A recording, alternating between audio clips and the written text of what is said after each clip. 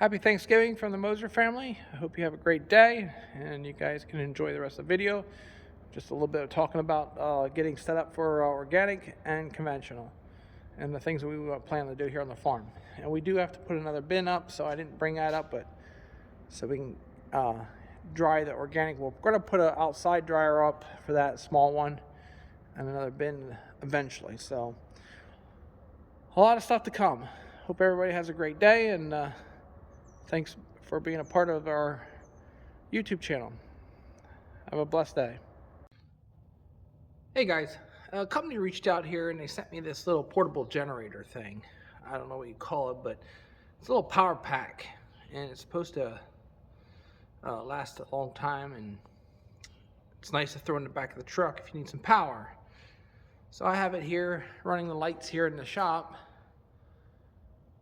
and I'll talk a little bit more about it here in the company and stuff like that, but so far I really like it.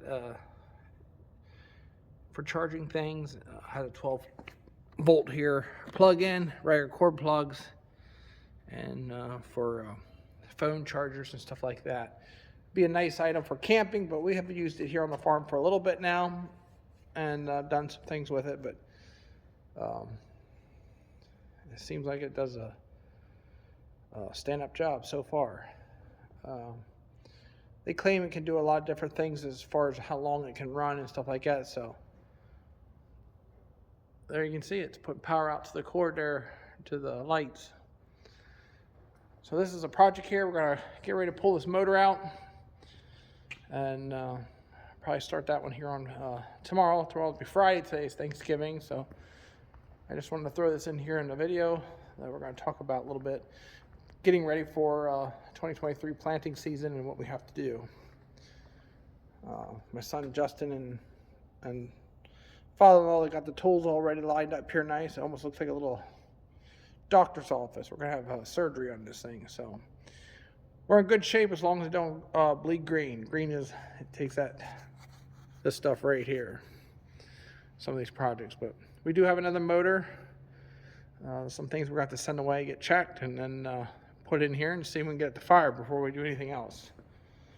But we want to get it to run and drive, and then we'll keep putting more money into it. So we'll bring you along this project on this Farmall 656, and then we'll eventually tell you a little bit more story behind it. So, all right, let's get on to the regular show here. Hey, good morning, guys. It's Thanksgiving Day here on the farm, and I'm just going around here and talking a little bit about what we want to do here before lunch. I do have a turkey in the oven, of course. So I'm standing here, the planters behind me, and I'm going to go explain a little bit what we want to do for planting season 2023, and some upgrades on it, and some repair work we had to do.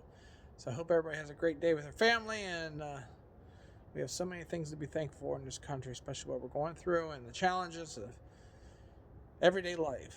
So let me turn this around and explain a little bit more here what we're going to do, and go from there. Okay, here we have the John Deere XP 1750, and we have a dry fertilizer set up on this now, and I bought this planter here local off a guy, and he took very, very good care of it. And we want to put liquid pop-up again on it and nitrogen. So everything here is ready to go, except we need some hoses and a pump for the pop-up, and we're going to do that to the front of the tractor. This planter is a 6-row planter, but till I get all the tanks and stuff set up, I'm going to put them on the bigger tractor here. At this point, I'm not going to buy another one, so this is what we have to work with. I know the tractor's overkill, but it's going to be nice to have it set up. So we went and did some inspections here. Looks like we can get by with the disc openers there one more time. The cutting wheel looks really good, but the closing wheels were wore out. So Deere Country did a study here on which closing wheels would work the best, or what did the best this year. And they do have a thing on Instagram where they talk a little bit about it. And different closing wheels. The ones that we're gonna chose is the ones like over here on the Kinsey planner to put on this one here. There's a spike tooth closing wheel. Back then they had cast iron closing wheels, and what we're learning with those, with ground being a little bit wet in the spring, and you know how farmers are, we like to get going. So now they have a spike tooth to help loosen the ground, but yet close it up nice. And I'll go over here and just take a little bit of a peek at those closing wheels on that planter. So we have them ordered here. I have to get a shaft here, a drive shaft, and some chains yet. And we're going to do the other side bushings. And you've seen some of the videos we did already. I had to take these pieces here and get them rebuilt. Took them over to the weld shop, then we put the bushing in. So I did put never seats on them to help keep them lubricated a little bit there, but we'll have to keep an eye on those. When you're carrying a lot of weight with these planters, they'll wear that bushing out pretty quick, and then it'll wear out these arms, and they're not cheap. So yeah, that's what's going to happen here in the next couple weeks. John Deere and a couple of these companies will have planting sales here for parks and stuff like that, and then that's the time to buy this stuff to save a little money. And this side here we got to take off. We got to take the wheel off there, completely take that arm off, and put 2 new bushings on this side too. This side is not as bad as that side was. And the drive shaft, will probably put a new drive shaft in there and bearings. So that's one of the projects we're going to be working on. We're going to go here to the tractor and talk about getting a tank. There's a company down here in Lancaster that sells tanks, and then we'll buy the tank. Then we'll take the tank over to a welding shop, and they'll build a 3-point bracket so we can put on the front of the tractor. So some of you guys know, and maybe don't know yet, but we are going to do organic and conventional farming here. So I bought this Insight, a McFarlane turbo till, and I really like this piece of equipment for minimum tillage. It does have the opportunity, or not the opportunity, but availability to adjust your pitch on your disc, and true no-till practices and stuff, you want to keep them, just run them straight. But it has this blade on for chopping corn stalks, and you did see a little bit of that here this fall. And also with the roller basket, putting everything back to where it belongs and kind of making it smooth again.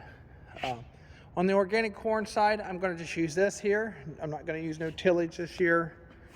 I'll try it one time. I'm not going to use a chisel plow. We have over here in the corner, we have a cultivator and a packer in the back. These are some of the things probably we're just going to end up staying in here unless we change our plans again, but that's what farmers do sometimes. So yeah, we have this John Deere cultivator and the packer there. So if we would chisel plow, we would kind of disc and then smooth it out with the cultivator, and then the packer would just kind of put the ground back where we want. With the price of fuel and stuff, I'm going to try just to use the Insight over here and be able to hit that maybe twice and knock the little grasses and stuff that are growing here in the spring before we plant corn. And then over there we have a cultivator, which I'll show you that again, but for that side of the farming. And then on the conventional side, we're going to just do no-till with a spray program. So this will be our main planting tractor here on the farm for this year, unless we buy another one or different plans. But we're going to utilize this tractor here.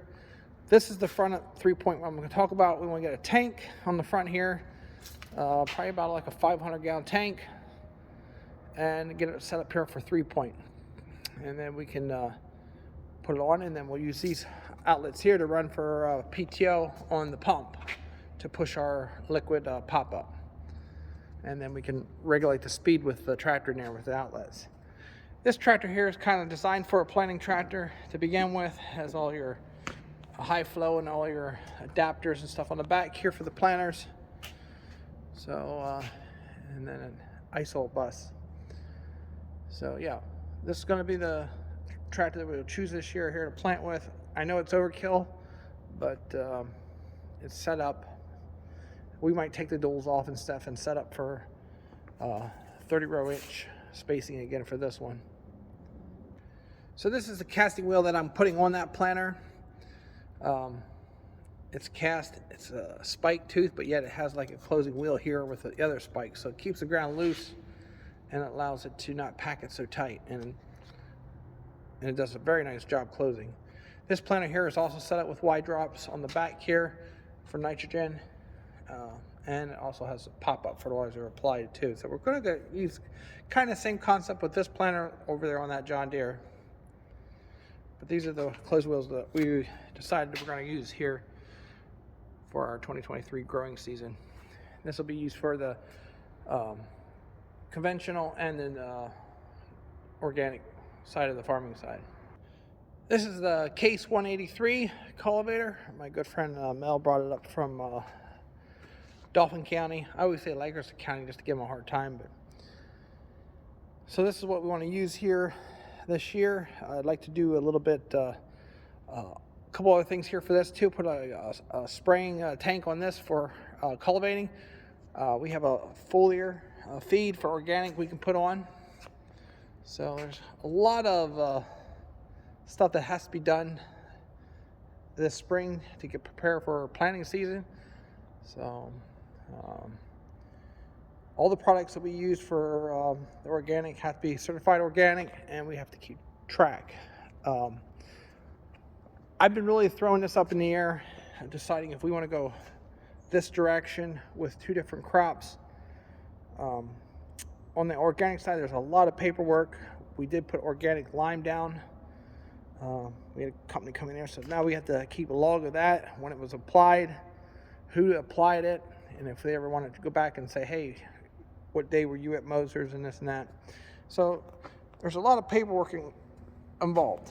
And biggest thing is going back and forth. You got to clean the planters out. You got to make sure everything's really clean.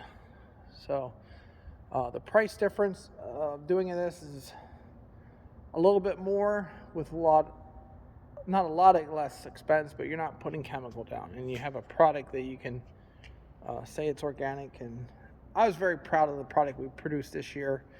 The grain quality was very nice. The yields were there, right behind conventional, maybe a little bit higher than conventional because it was all low ground. So on the average, 200 to 230 bushel, and then was pretty much over the board. We had one spot that was a little on the wet side, but it still did very well.